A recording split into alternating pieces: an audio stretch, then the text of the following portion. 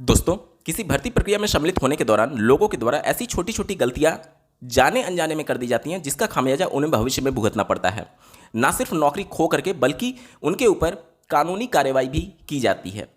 अब उनके पास पछताने के अलावा कुछ भी नहीं रहता। तो समय रहते आप सचेत हो जाइए ताकि इस तरीके की गलती अगर आप किसी भर्ती प्रक्रिया में सम्मिलित होने जा रहे हैं तो ना करें।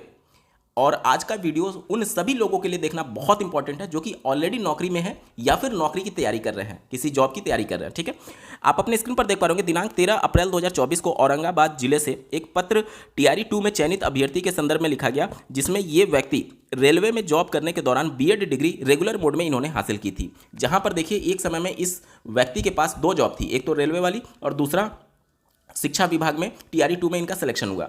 अब टीआरई 2 में सेलेक्ट होने के बाद से उन्होंने रेलवे की जॉब छोड़ी होगी और टीआरई 2 में वो सेलेक्ट हुए होंगे।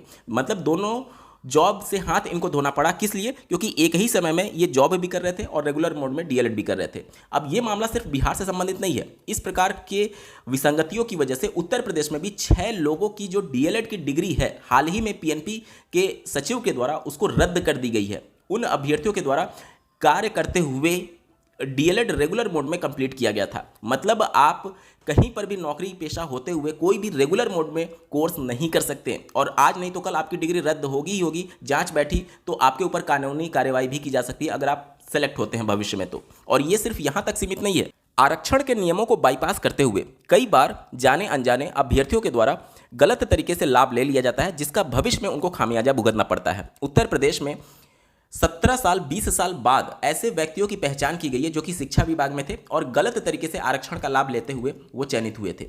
अब आपके मन में सवाल आएगा कि अगर किसी ने आरक्षण का लाभ लिया है तो जाहिर सी बात है अब सब कुछ ऑनलाइन होता है, तो डॉक्यूमेंट वेरिफिकेशन भी ऑनलाइन होता है और वहां पर उनका डॉक्यूमेंट दिखेगा।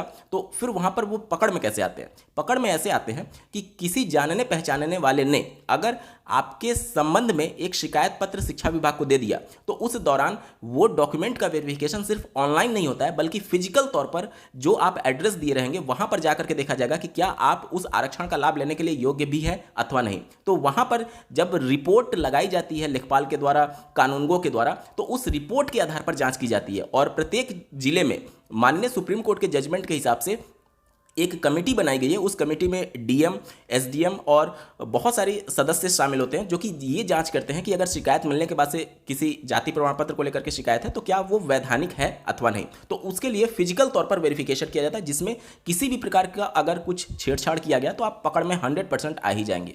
बिहार में टीआरई 1, 2, 3 को लेकर के लगातार सवाल उठते रहे कि गलत तरीके से अभ्यर्थी आरक्षण का लाभ लिए हुए हैं। अब यहाँ पर कई अभ्यर्थियों की शिकायत पर कुछ लोगों पर कार्रवाई की गई, लेकिन ये कार्रवाई इतना बड़ा दायरा धीरे धीरे होने लगा कि राज्य सरकार को भी अब महसूस होने लगा कि क्यों ना उन सभी अभ्यर्थियों की एक बार जांच करा ली जाए ताकि इतने बड़े लेवल पर शिकायत हमें मिल रही है। इसी के क्रम में बिहार राज्य सरकार के द्वारा फैसला किया गया है कि टीआरई 1, 2, 3 में जो भी बाहरी कैंडिडेट हैं उन्होंने किसी भी तरीके से अगर आरक्षण का लाभ लिया है तो उनका एक बार क्रॉस वेरीफाई किया जाएगा कि क्या वो गलत तरीके से आरक्षण का लाभ लिए हैं या फिर उनका आरक्षण सही है। देखिए आप अपने स्क्रीन पर, जांच में गड़बड़ी मिलने पर नियुक्ति रद्द होने से लेकर के कानूनी कार्रवाई की जाएगी। साथ ही साथ सचिवालय और निगरानी विभाग तथा शिक्षा विभाग के निर्देश पर यह पूरी प्रक्रिया व्यापक जांच का हिस्सा है। इसमें क्या क्या चीज़ें जांची जाएंगी? इसमें जो आवासीय प्रमाण पत्र लगाया गया है, जाति प्रमाण पत्र लगाया गया है, क्रीमी लेयर प्रमाण पत्र लगाया गया और ईडब्ल्यूएस का प्रमाण पत्र लगाया गया, इन सभी का सत्यापन किया जाएगा। और सत्यापन सिर्फ ऑनलाइन वाला नहीं बल्कि जिन पर भी डाउट हुआ उनका फिजिकल तौर पर क्रॉस वेरिफिकेशन कराया जाएगा। तो आज के समय में ये जानना बहुत इंपॉर्टेंट है कि जाने अनजाने हम लोग जो गलतियां कर देते हैं कि एक्चुअली में आरक्षण का प्रावधान क्या है। मैं दावे से कहता हूं कि 20% 25% लोग ऐसे जरूर होंगे जो कि जाने अनजाने गलत तरीके से लाभ ले रहे होंगे, जिनका भविष्य में जाकर के हर हाल में उनका नियुक्ति रद्द होगा ही होगा और साथ ही साथ उनके ऊपर कानूनी कार्रवाई भी हो सकती है। तो पूरा नियम समझेंगे, आरक्षण कब मिलेगा कब नहीं मिलेगा। बहुत इंपॉर्टेंट वीडियो का अंत तक जरूर जुड़े रहेगा। नमस्कार दोस्तों, मेरा नाम है नीरज, आप देख रहे हैं कैरियर बिट यूट्यूब चैनल। अगर आप इस चैनल पर पहली बार विजिट कर रहे हैं तो इसको सब्सक्राइब करते हुए बेल आइकन को प्रेस करना ना भूलें।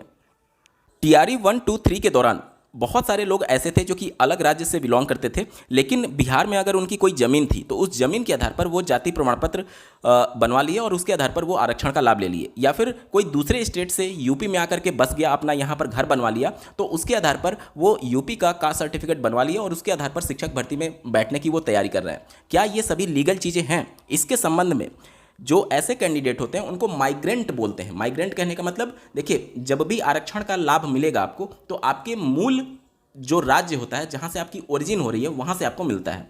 अगर आप अपने मूल, अब मूल या फिर ओरिजिन स्टेट क्या होता है, जहाँ पर आपके दादा परदादा यानी आपकी जो पुश्तैनी जहाँ से आपका उत्पत्ति हुआ है उसको बोलते हैं मूल राज्य।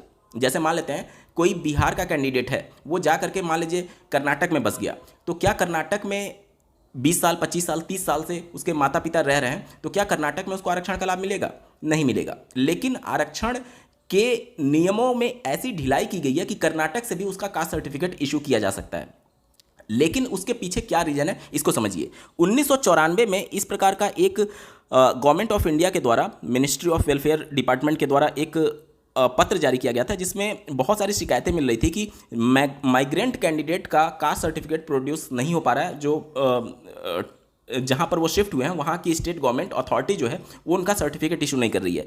तो उसके संबंध में सभी राज्यों को और यूनियन टेरिटरी को पत्र लिखा गया कि इन सभी कैंडिडेट्स का जो कास्ट सर्टिफिकेट है वो इशू किया जाए। लेकिन इसमें शर्त क्या लगाई गई? इसमें शर्त ये लगाई गई, ध्यान से देखिएगा, the certificate will be issued irrespective of whatever the OBC candidate in question is include the list of OBC pertaining the state UT to which the person has migrated. The facility does not after the OBC status of person in relation to the one or the other state UT. The OBC person on the migration from the state of the his origin another state where his caste is not in the OBC list is entitled to the concession benefits admissible to the OBC from the state of his origin and union government but not from the state where he has migrated.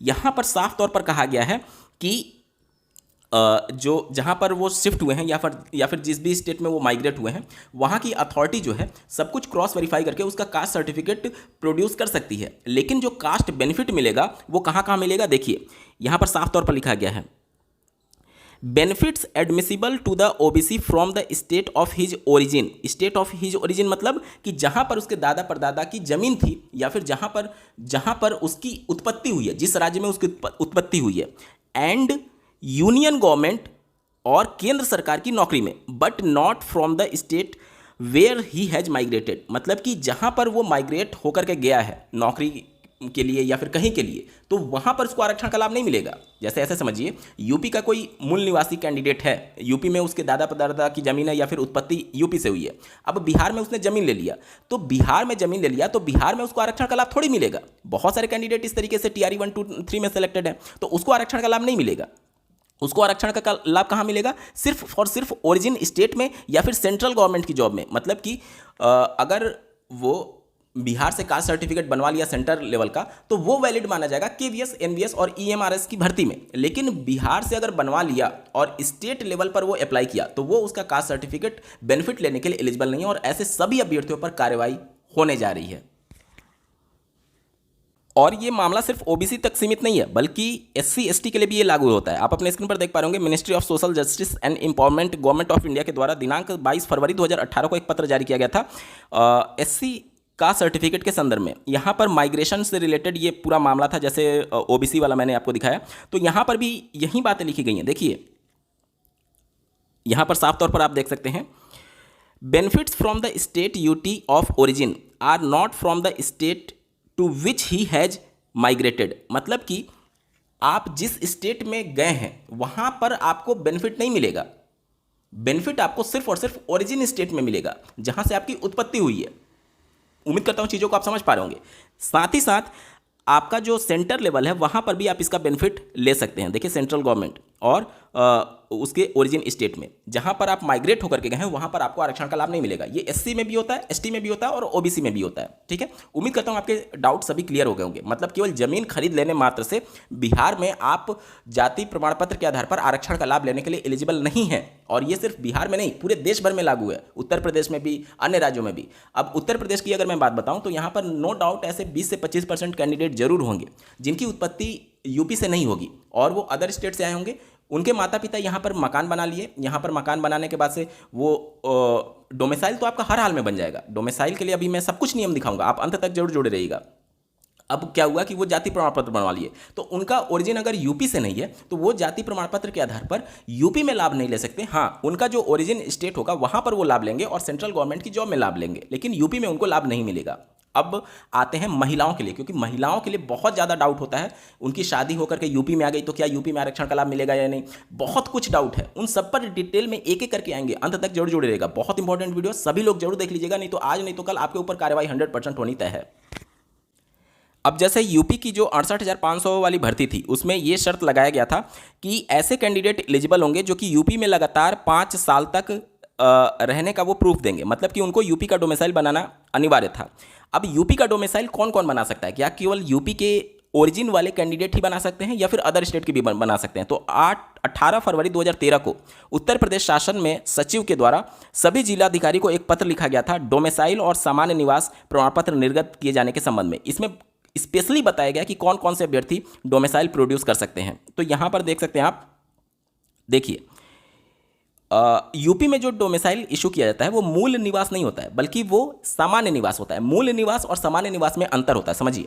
मूल निवास उसको कहते हैं जो कि origin state से बनता है, मतलब कि आपकी उत्पत्ति उस राज्य से हुई है, आप वहां के मूल निवासी हैं, आपके दादा परदादा वहां पर उस राज्य में निवास करते थे, तो उसे बोलेंगे मूल निवास। सामान्य निवास या फिर डोमिसाइल जो यूपी में बनता है उसका मतलब ये हो गया कि यहाँ पर 3 साल से ज़्यादा अगर आप निवास कर रहे हैं तो यहाँ पर आप एलिजिबल हो जाते हैं। जैसे देखिए कौन कौन यहाँ पर सामान्य निवास के लिए यहाँ पर आवेदन कर सकता है। देखिए यहाँ पर ध्यान से देखिए, तीसरा नंबर पॉइंट, प्रमाण पत्र पाने के लिए यह आवश्यक है कि आवेदक या उसके माता पिता उस जनपद के मूल निवासी हैं। मतलब कि अगर आपकी ओरिजिन यूपी से हुई है तो आप यहाँ पे जो डोमिसाइल सर्टिफिकेट है उसके लिए एलिजिबल हैं, या वह अस्थायी रूप से गत 3 वर्षों से उस जनपद में निवास कर रहा हो।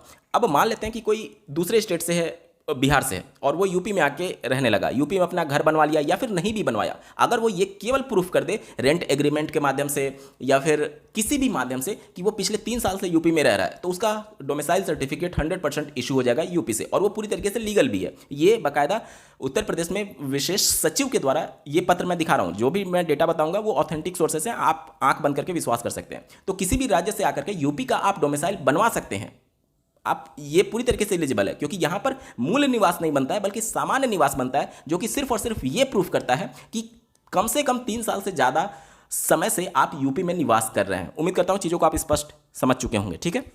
साथ ही साथ महिलाओं के लिए क्या नियम है उसके बारे में भी एक बार बात कर लेते हैं। मूल निवास वाला जो पत्र मैंने अभी आपको दिखाया 2003 में, उसके बाद से ऐसी महिलाओं का डोमिसाइल नहीं बन पा रहा था जो कि दूसरे स्टेट से आ रही थी और यहाँ पर शादी हो गया था उनका। तो जनवरी 2005 में पुनः प्रमुख सचिव के द्वारा सभी जिलाधिकारी को एक पत्र लिखा गया। हालांकि ये मुरादाबाद जिलाधिकारी को लिखा गया, लेकिन इस पत्र को संज्ञान में लिया गया सभी राज्यों में, और डोमिसाइल या फिर सामान्य निवास किन विवाहित महिलाओं के लिए जारी किया जाएगा। तो यहाँ पर साफ तौर पर कहा गया, देखिए इस संबंध में मुझे यह कहने का निर्देश हुआ है कि शासन द्वारा निर्गत सामान्य निवास प्रमाण पत्र संबंधित आदेश जो 18 फरवरी 2003, इससे पहले जो मैंने आपको दिखाया, इस शासनादेश में महिलाओं के संबंध में अथवा विवाहित महिलाओं के संबंध में कोई विशेष प्रावधान नहीं किया गया है, वरन शासनादेश प्रस्तर विवाहित महिलाओं दोनों सामान्य रूप से लागू होगा। अतः यह स्पष्ट है कि विवाहित स्त्रियां अपने माता पिता के निवास स्थान से सामान्य निवास प्रमाण पत्र हेतु आवेदन कर सकती हैं, तथा यदि वे किसी जनपद में अस्थायी रूप से गत 3 वर्षों में निवास कर रही हैं तो उपरोक्त के अनुसार वहां से भी वे प्रमाण पत्र प्राप्त कर सकती हैं। मतलब कि शादीशुदा जो महिला है जो कि अदर स्टेट से शादी होकर के यूपी में आ गई, और यूपी में आ गई तो उनके हस्बैंड का जो निवास होगा यूपी में, उस निवास से अगर वो 3 साल से ज़्यादा समय से रह रही हैं तो यहाँ पर वो डोमिसाइल यानी कि सामान्य निवास प्रमाण पत्र पाने के लिए वो पूरी तरीके से हकदार है, और वो पूरी तरीके से लीगल भी है, वो मान्यता है उसकी, ठीक है। उम्मीद करता हूँ चीज़ों को समझ पा रहे होंगे। तो यूपी से मूल निवास नहीं बनता है, सिर्फ और सिर्फ सामान्य निवास बनता है, और सामान्य निवास के लिए शर्त यह है कि या तो आपके माता पिता यहाँ के मूल निवासी हों या फिर पिछले 3 वर्षों से ज़्यादा समय से आप यूपी में निवास कर रहे हो। बस आपको ये प्रूफ करना, आपका 100% डोमिसाइल सर्टिफिकेट बन जाएगा। उम्मीद करता हूँ चीज़ों को आप समझ पा रहे होंगे। लेकिन कास्ट सर्टिफिकेट के पीछे क्या नियम है? कास्ट सर्टिफिकेट आपका तभी प्रोड्यूस होगा या फिर बन पाएगा जब आप यहाँ के मूल निवासी होंगे या फिर किसी अदर स्टेट से माइग्रेट होकर के आए हैं तो भी बन जाएगा, लेकिन वो सर्टिफिकेट जो है वो सेंटर लेवल पर केवल आप उसका बेनिफिट ले पाएंगे या फिर अपने ओरिजिन स्टेट में। अब चूंकि अदर स्टेट से माइग्रेट होकर के यूपी में है तो ये आपका ओरिजिन स्टेट है नहीं, तो यहाँ पर आपको लाभ नहीं मिलेगा, उस जाति प्रमाण पत्र के आधार पर आपको आरक्षण का लाभ बेनिफिट नहीं मिलेगा। उम्मीद करता हूँ चीज़ों को आप समझ पा रहे होंगे। तो 20 से 25% ऐसे लोग जरूर होंगे जो कि यूपी में माइग्रेट होकर के दूसरे राज्य से आए होंगे और यहाँ पर कास्ट सर्टिफिकेट वो बना लिए होंगे और उसके आधार पर वो आगे कर रहे होंगे। तो मत करिए, भविष्य में फंस जाएंगे। विवाहित महिलाओं के संदर्भ में बहुत ज़्यादा डाउट होता है कि ऐसी विवाहित महिलाएं जो कि किसी दूसरे स्टेट से शादी होकर के यूपी में आई हैं, अब चूंकि वो परमानेंट अब यहीं पर रहने वाली हैं, तो क्या यूपी में उनका कास्ट सर्टिफिकेट बन सकता है? इसके संबंध में दिनांक 4 दिसंबर 2020 को उत्तर प्रदेश शासन में अपर सचिव के द्वारा जो 69,000 की शिक्षक भर्ती प्रक्रिया चल रही थी उसमें एक पत्र लिखा गया कि इन सभी नियमों को कैसे देखा जाए या फिर विवाहित महिलाओं के संदर्भ में क्या प्रावधान है। तो यहाँ पर देख सकते हैं आप, साफ तौर पर लिखा गया है, विद्यार्थियों के निवास प्रमाण पत्र एवं जाति प्रमाण पत्र के कारण। देखिए यहाँ पर साफ तौर पर कहा गया कि जो महिलाएं होंगी उनका जो जाति होगा वो उनके पिता पक्ष का प्रस्तुत करना अनिवार्य है, पिता पक्ष का। साथ ही साथ एक और लाइन यहाँ पर मेंशन किया गया था, देखिए, निवास प्रमाण पत्र अन्य प्रदेश का होने का प्रकरण माननीय उच्च न्यायालय के आदेश से आच्छादित है और इस संबंध में शासनादेश संख्या 20 दिनांक 7/6/2019 निर्गत है। इस संबंध में उक्त शासनादेश के आलोक में कार्रवाई की जाए। मतलब कि विवाहित महिलाएं जो होंगी, विवाहित जो महिलाएं होंगी उनका जो कास्ट सर्टिफिकेट प्रोड्यूस होता है वो उनके पिता के आधार पर होता है। अब जब भी रिपोर्ट लगाई जाती है लेखपाल के द्वारा तो उनके पिता के जाति का जांच किया जाता है। अब जांच किया जाएगा, तो अगर वो अदर स्टेट से हैं तो जाहिर सी बात है रिपोर्ट आपको अदर स्टेट से लगवानी पड़ेगी इस स्टेट में। तो यहाँ पर चूंकि आपका ओरिजिन स्टेट जिसमें आप शादी होकर के यूपी में आई हैं वो नहीं है या फिर आपके पिता का ओरिजिन स्टेट ये नहीं है, तो यहाँ पर आरक्षण का लाभ लेने के लिए आप एलिजिबल नहीं है। तो अगर आप अदर स्टेट से शादी होकर के यूपी में आई हैं तो यहाँ पर आप आरक्षण का लाभ नहीं ले सकती हैं। आपका लाभ, हाँ, आपका कास्ट सर्टिफिकेट बन जरूर जाएगा लेकिन लाभ आप नहीं ले सकती। लाभ कहाँ मिलेगा? वो आपको ओरिजिन स्टेट में मिलेगा और सेंट्रल गवर्नमेंट की जॉब में मिलेगा। अगर आप यूपी से सेंटर लेवल का कास्ट सर्टिफिकेट बनवा लेती हैं तो सेंटर लेवल की जो भी वैकेंसी होगी, केवीएस हो गया, एनवीएस हो गया, एमआरएस हो गया, वहाँ पर आपको आपकी कैटेगरी का लाभ मिलेगा, लेकिन यूपी में आप लाभ नहीं ले सकती हैं। उम्मीद करता हूँ चीज़ों को आप समझ पा रही होंगी। ठीक है, तो इस प्रकार की छोटी छोटी गलतियाँ या तो हम जाने अनजाने में कर देते हैं या फिर जानबूझ करके कर देते हैं। तो ऐसी गलतियों से आप बचिए, क्योंकि आज नहीं तो कल 100% नौकरी भी जाएगी और कानूनी कार्यवाही भी होगी। अब मैं समझता हूँ आपके सभी डाउट्स क्लियर हो गए होंगे। बावजूद इसके अगर अभी भी इस टॉपिक को लेकर के कोई भी शंका आपके मन में रह जाती है तो कमेंट के माध्यम से पूछ सकते हैं। आपको ये वीडियो कैसा लगा, मेरा एफर्ट कैसा लगा, कमेंट के माध्यम से जरूर बताइएगा और ऐसे ही महत्वपूर्ण अपडेट के लिए इस चैनल को सब्सक्राइब करना ना भूलें।